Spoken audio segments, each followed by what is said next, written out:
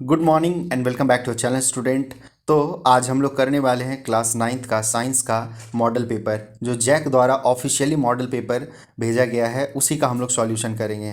तो बाकी मैं आप लोग को जानकारी के लिए बता दूं, जो ऑफिशियली मॉडल पेपर है उससे एग्जाम में क्वेश्चन कुछ कुछ आता है। ठीक है, 30 से 40% क्वेश्चन ऑफिशियल मॉडल पेपर से रहता है। तो आप लोग पूरा मॉडल पेपर को ध्यान से पढ़ें, ठीक है, और नोट करें। साथ ही आप लोग नोट करें कि आप लोगों को इसमें से कितना क्वेश्चन का आंसर पता है, ताकि आप लोगों का भी पता चल जाए कि कितना तैयारी आप लोगों ने कर लिया है। ठीक है, ये एक टेस्ट के जैसा ही है। आपसे मैं ये क्वेश्चन देखते जाइए और आंसर आप लोग बताते जाइए। ठीक है, किनका सबसे ज़्यादा आता है लास्ट में वो कमेंट करेंगे।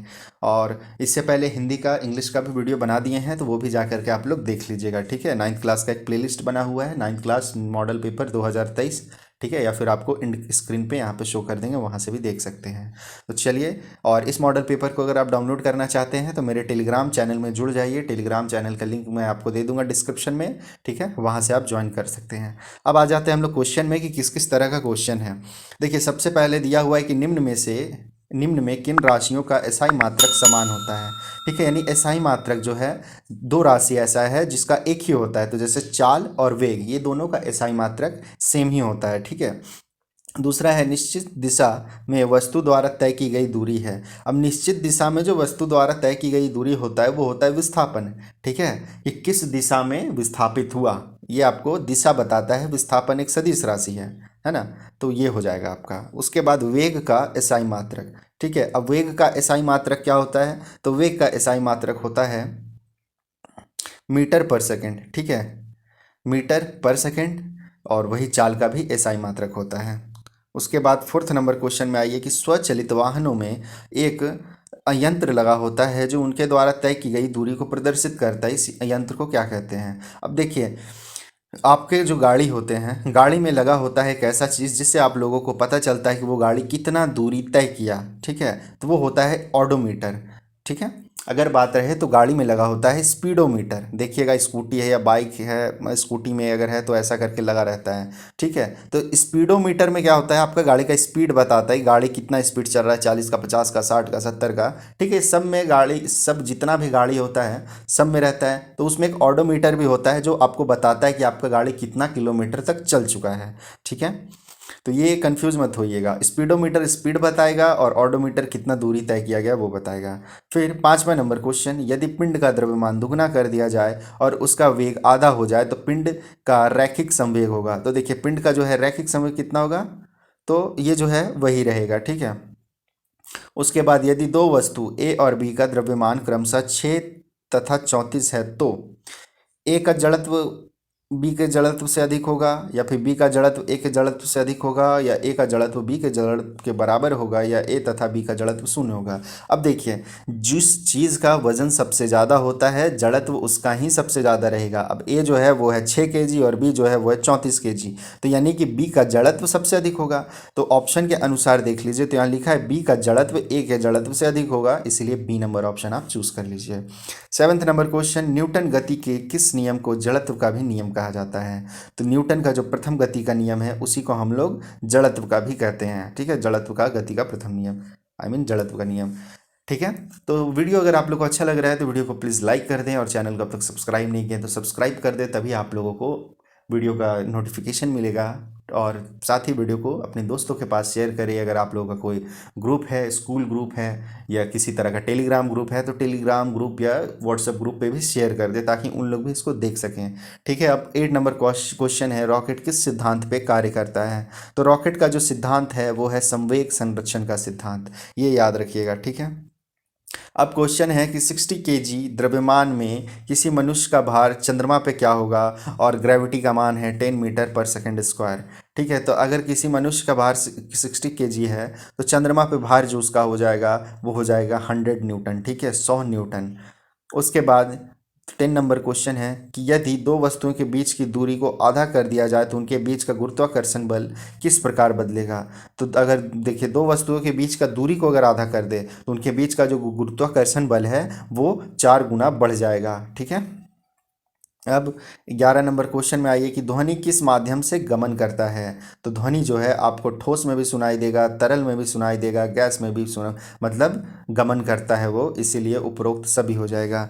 ठीक है, 12 नंबर, वायु में ध्वनि तरंग निम्न में किसका उदाहरण है? अनुदैर्घ्य और अनुप्रास्थ, मेनली आपका यही दो है, तो अनुदैर्घ्य तरंग का उदाहरण है वायु में, वही ठोस में अनुप्रास्थ तरंग चलता है।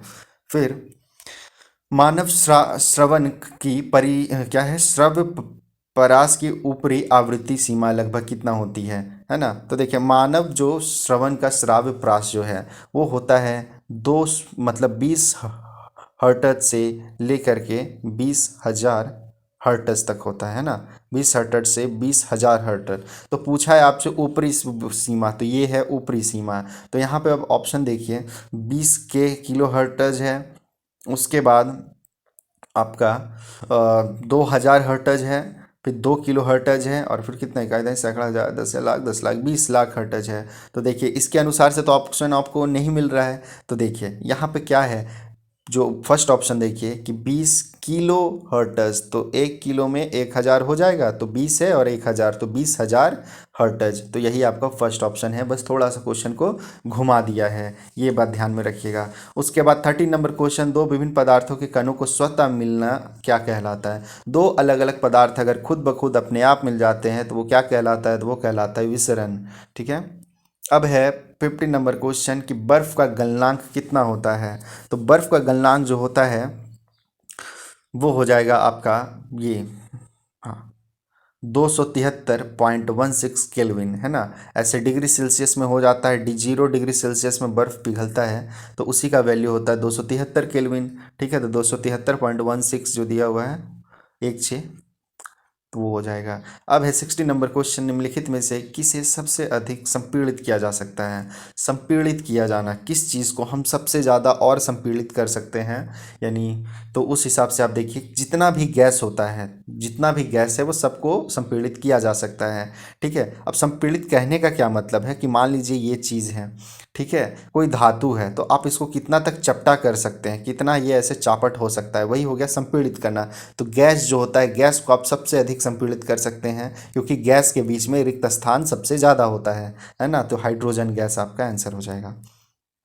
अब आ जाइए 70 नंबर क्वेश्चन, निम्नलिखित में से कौन यौगिक का उदाहरण है? अब यौगिक का उदाहरण बोला है, तो यौगिक देखिए, लोहा, पीतल, तांबा, जल। तो जल आपका यौगिक का उदाहरण है। कैसे? जल का सूत्र क्या होता है? H2O। ठीक है, जल जो बना है वो हाइड्रोजन और ऑक्सीजन से मिल करके बना है, इसलिए जल आपका एक यौगिक है। जो दो या मतलब जो दो धातु से मिल करके बनते हैं, धातु बोलेंगे, या दो तत्व से मिल करके बनते हैं, उसे यौगिक कहते हैं। ठीक है, धातु नहीं, गलती से मुंह से निकल गया, याद रखिएगा, दो तत्व से मिल करके बनते हैं, उससे यौगिक कहते हैं। उसके बाद पीतल किस धातु का मिश्रण है? अब मिश्रण का बात है, तो मिश्रण क्या होता है? दो या दो से अधिक धातुओं से मिल करके बनना, ठीक है, या तत्वों से मिल करके बनना, वो आपका मिश्रण कहलाता है। तो पीतल के बारे में पूछा गया है, तो पीतल के बारे में हमेशा एक बात याद रखिएगा कि पीतल जो है जिंक और कॉपर दोनों से मिल करके बना हुआ है। ठीक है, जिंक और कॉपर, Zn से जिंक, Cu से कॉपर। उसके बाद 90 नंबर क्वेश्चन है कि निम्नलिखित में कौन रासायनिक परिवर्तन का उदाहरण है? अब रासायनिक परिवर्तन का उदाहरण बताना है, तो आपका भोजन का पचना, ये रासायनिक परिवर्तन है। तो आपने पढ़ा है भौतिक परिवर्तन और रासायनिक परिवर्तन। तो भौतिक परिवर्तन क्या होता है कि किसी चीज़ को आप उस रूप में वापस बदल पाएँ। जैसे मान लीजिए कागज़ था, कागज़ को आपने फाड़ दिया, दो अलग अलग कागज़ हो गया, तो हम लोग चाहें तो वापस इसमें सेलो टेप चिपका करके उसको एक कागज़ बना सकते हैं। ये आपका भौतिक परिवर्तन है, यानी पुराना अवस्था में उसको वापस ले आना। जैसे बर्फ़ है, बर्फ़ को आप पिघला दिए तो वो पानी बन गया, अब पानी को फिर जमा दीजिए तो वो बर्फ़ बन गया। ये परिवर्तन भौतिक परिवर्तन कहलाता है। लेकिन रासायनिक परिवर्तन, मान लीजिए आप कागज़ को जला दिए तो कागज़ जल के ख़त्म हो गया, अब वो वापस कागज़ नहीं बन सकता, तो ये है रासायनिक परिवर्तन। सेम भोजन का पचना, जब आप खाना खाइएगा पेट में जाके पच जाएगा, तो फिर क्या वो वापस भोजन बन पाएगा? नहीं बन पाएगा, इसलिए भोजन का पचना एक रासायनिक परिवर्तन है। ठीक है। बाकी सोडियम ऑक्साइड का सूत्र निम्नलिखित में से क्या होगा? तो सोडियम ऑक्साइड आपको बताना है, सोडियम ऑक्साइड एकदम सिंपल, Na2O। ठीक है। फिर है 36 ग्राम जल में कि जल के कितने मोल मौजूद हैं? 36 ग्राम जल में कितने जल के मोल मौजूद हैं? तो इसका आंसर आप कर लीजिए बी नंबर 2। ठीक है, 2 मोल मौजूद हैं। उसके बाद 22 नंबर क्वेश्चन है कि C2H2 मोलर द्रव्यमान क्या होगा? C2H2 का मोलर द्रव्यमान, तो C2H2 का मोलर द्रव्यमान आपका 26 हो जाएगा। बी ऑप्शन आपका सही है। ठीक है। उसके बाद इलेक्ट्रॉन की खोज किसने की? तो इलेक्ट्रॉन की खोज आपके जे थॉमसन ने की है, ये याद रखिएगा, इलेक्ट्रॉन की खोज जे थॉमसन। उसके बाद एक तत्व में 11 इलेक्ट्रॉन हैं तथा 12 न्यूट्रॉन हैं, उस तत्व का परमाणु संख्या क्या होगा, ये बताना है। 11 इलेक्ट्रॉन 12 न्यूट्रॉन, तो परमाणु संख्या बताना है। अब देखिए, अगर 11 इलेक्ट्रॉन हैं तो इलेक्ट्रॉन की संख्या को ही प्रोटॉन की संख्या कहते हैं, यानी 11 प्रोटॉन हैं। अगर 11 प्रोटॉन हैं तो एकदम सिंपल सा बात है, अगर प्रोटॉन की संख्या 11 है तो उसका परमाणु संख्या भी 11 होगा, इसीलिए फर्स्ट ऑप्शन आपका सही है 24 नंबर का। उसके बाद आ जाइए 25 नंबर में, किसी तत्व के समस्थानिक में निम्नलिखित में से कौन और परमाणु का समान नहीं होगा? तो इसका आंसर हो जाएगा आपका न्यूट्रॉन। ठीक है, फिर 26 नंबर क्वेश्चन सबसे इजी, निम्नलिखित में से कौन एक कोशिका जीव का उदाहरण है? तो एक कोशिका जीव का उदाहरण 26 नंबर में देखिए सी हो जाएगा, अमीबा, है ना। अमीबा पढ़ते आ रहे 8 क्लास से कि एक कोशिकीय जीव का उदाहरण है। फिर लाइसोसोम का निर्माण कौन करता है? तो लाइसोसोम का निर्माण आपका गोल्जी उपकरण करता है। उसके बाद कोशिका झिल्ली के आर पार पदार्थों का आना जाना किस प्रक्रिया के द्वारा होता है? तो कोशिका झिल्ली के आर पार पदार्थों का आना जाना, तो ये जो है आपका प्रक्रिया वो हो जाएगा परासरण, इसको परासरण प्रक्रिया कहते हैं। फिर पौधे के शीर्ष पर कौन सा उत्तक पाया जाता है? तो पौधे के शीर्ष पे विभाज्योत्तक पाया जाता है। ठीक है, रक्त के तरल अधानी अधात्री भाग को क्या कहते हैं?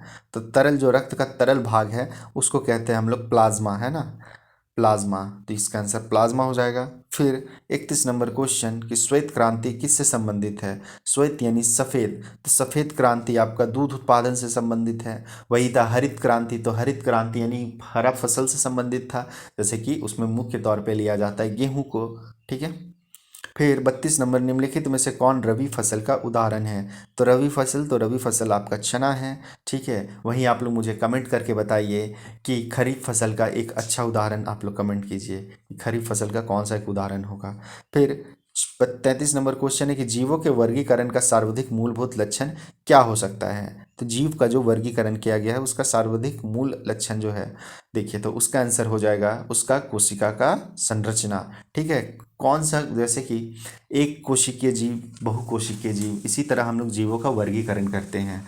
ठीक है, तो कोशिका के आधार पर हम लोग जीवों का वर्गीकरण कर सकते हैं। फिर 34 नंबर, पादप वर्ग का उभयचर किसे कहते हैं? तो पादप वर्ग का उभयचर आपका हो जाएगा थैलोफ्राइटा, बायोफ्राइटा है, बायोफ्राइटा हो जाएगा। ठीक है, 34 का बी नंबर बायोफ्राइटा। उसके बाद 35 है कि वेल निम्नलिखित में से किस वर्ग से संबंधित है? देखिए, वेल क्या है, एक मछली है, लेकिन यहाँ कितना अच्छा कन्फ्यूजन क्वेश्चन है कि वेल मछली है तो वो मत्स्य ग्रुप से हो जाएगा, तो नहीं, ये गलती से नहीं कीजिएगा। वेल जो है एक स्तनपायी है। ठीक है, जैसे मछलियाँ में मतलब वेल एक स्तनपायी, क्या बोलेंगे, जीव है। 36 नंबर क्वेश्चन, वैश्विक ऊष्मन के लिए कौन सा गैस उत्तरदायी है? इंग्लिश में वैश्विक ऊष्मन को कहते हैं ग्लोबल वार्मिंग। तो ग्लोबल वार्मिंग के लिए कौन सा गैस उत्तरदायी है? तो ग्लोबल वार्मिंग के लिए सबसे जो गैस है वो आपका हो जाएगा कार्बन डाइऑक्साइड। ठीक है, कार्बन डाइऑक्साइड गैस के कारण ही ग्लोबल वार्मिंग बढ़ रहा है, धरती का जो है तापमान बढ़ते जा रहा है। फिर 37 नंबर क्वेश्चन कि जल प्रदूषण निम्नलिखित में से कौन सा प्रभाव नहीं होगा? तो जल प्रदूषण से कौन सा प्रभाव नहीं होगा, ये बताना है आपको। तो जल प्रदूषण से कौन सा प्रभाव नहीं होगा? ऑप्शन देखिए, जल के तापमान में परिवर्तन, हैजा, जल में ऑक्सीजन की कमी और फेफड़ों संबंधित रोग। तो देखिए, इसका आंसर आपका हो जाएगा फेफड़ा संबंधित रोग। जल से तो हम लोग को फेफड़ा संबंधित रोग नहीं होता है, वो तो वायु प्रदूषण से होता है। अब 38 नंबर क्वेश्चन में आइए, निम्नलिखित में से कौन असंक्रामक रोग है? ठीक है, असंक्रामक जो छुआछूत से नहीं फैलेगा उसको असंक्रामक कहते हैं। तो आपका देखिए, ये रतौंधी एक असंक्रामक रोग है। ठीक है, बाकी खांसी जुकाम हैजा कालजार ये सब छुआछूत या संपर्क में भी आने से फैल सकता है दूसरे को। 39 नंबर क्वेश्चन, निम्नलिखित में कौन दीर्घकालिक रोग के उदाहरण है? दीर्घकालिक यानी लंबे समय तक रहने वाला रोग। तो खांसी जुकाम तो तुरंत ठीक हो जाता है कुछ ही दिन में, उसके बाद हैजा भी ठीक हो ही जाता है, मधुमेह भी ठीक होता ही है, बट टीबी जो है एक ऐसा बीमारी है जो दीर्घकालीन रोग है, जल्दी ठीक नहीं होता है। फिर जीवाणु निम्नलिखित में से कौन से वर्ग में आते हैं? तो जीवाणु जो है आपका मोनेरा वर्ग में आएंगे। ठीक है। तो ये रहा आज का 40 क्वेश्चन जो हम लोगों ने किया। इसके बाद हम लोग नेक्स्ट एसएसटी मैथ ये सब का भी वीडियो लाएंगे और उसको सारे को कंप्लीट करेंगे, ठीक है।